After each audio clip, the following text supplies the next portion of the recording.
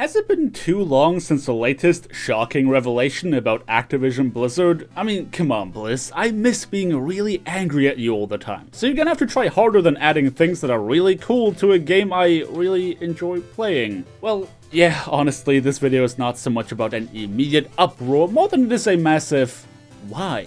Overwatch is on an undeniable upward trajectory, with the developers finding a lot of support in a community that previously was very hostile towards almost everything they dared talk about on the forums. The addition of the workshop was not only a great piece of content, but it was a gesture that signaled them finally being ready to hand the game over to the community. We have been loud and clear in our demands and complaints, expressing that we are tired of them telling us how to have fun. And now, the competitive players have reason to hold their breath as well, considering that the competitive Season 16 in Overwatch has seen a fairly significant change for the highest end ladder players. Things that suggest, should they be successful, the addition of more changes that are going to affect everyone ladder-wide. So why is it then, after having fired a massive amount of your staff in an effort to be able to pay your high-ranking executives the hundreds of thousands, if not millions of dollars that clearly they need, you still need to cut corners? The Overwatch World Cup is, arguably anyway, the biggest community-related Overwatch event of the year. Not only is it held at BlizzCon, which has been bringing players from all over the world together for years, but it is also a call to action for content creators and communities to get together and represent their countries. But this year's World Cup is bound to have a bitter aftertaste. What's new in 2019?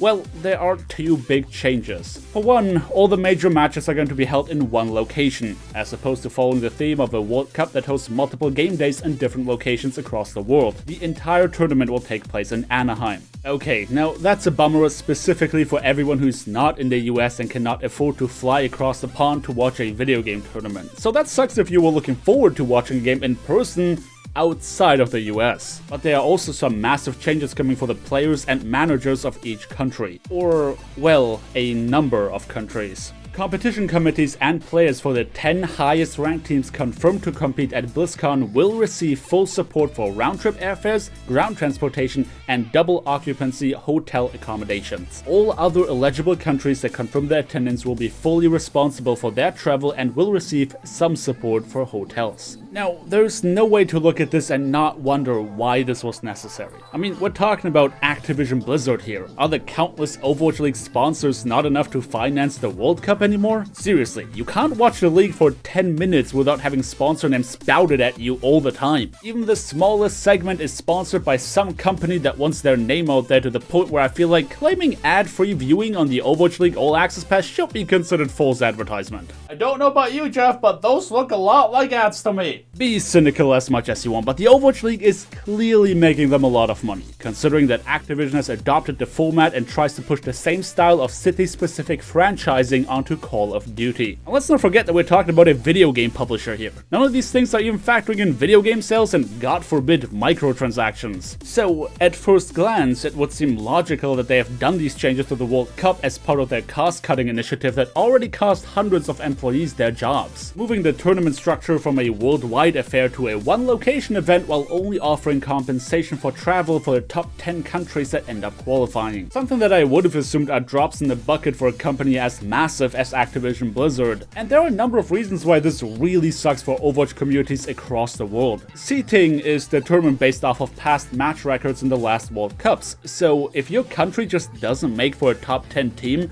that's tough luck, buddy. And I want you to consider the following. Not everyone who participates in the celebrations surrounding the Overwatch World Cup is a full-time content creator. Especially in countries that don't have a strong competitive scene, chances are that most of the high-ranked players are just random people who really like playing the game. Not only are they going to have to pay for the privilege of attending the event in the US, which is expensive enough in itself, but a bunch of them are probably also gonna have to take time off of their actual jobs. Now, historically speaking, people who attend these types of Blizzard events are paid some kind of salary, for lack of a better term, but those are paid out after the fact rather than in advance, which means that you're gonna have to fork up that money yourself. And historically speaking again, Blizzard does not have a great track record when it comes to actually paying people who deserve payment in a timely fashion. It's a well-documented issue that contenders participants have to wait in excess of months to actually get paid what they rightfully deserve. And do you really think that it's gonna be easy for bottom tier teams to find sponsors that support the whole affair? I mean, maybe if Blizzard goes out of their way to utilize their network of already existing sponsors to hook up the teams, but they haven't mentioned anything like that anywhere. It's probably gonna be really difficult for a team that does not have a strong local competitive scene to convince a company to give them money to fly out to an event and participate in a video game tournament. We take for granted that a lot of US-based content creators are doing this whole thing full time, but that's because there's a strong scene to support them. There is a massive audience to draw from, and I mean, even my own viewership consists of no more than 50% Europeans, and that's with me being European myself. Some of the most well-known content creators in their own respective countries don't necessarily rack up enough views to even do this whole thing full time. They do it out of passion for the game while not seeing any kind of monetary support from sponsors and the like.